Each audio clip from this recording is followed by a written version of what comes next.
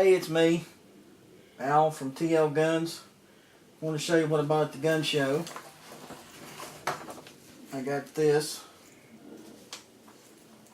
See that? It's a nice little thing. I got 2 boxes of 8mm Mauser ammo that still have the SS stamped on them. I bought this little pocket knife. I'm probably going to give that away in a subscriber giveaway, pretty soon when I get around 50.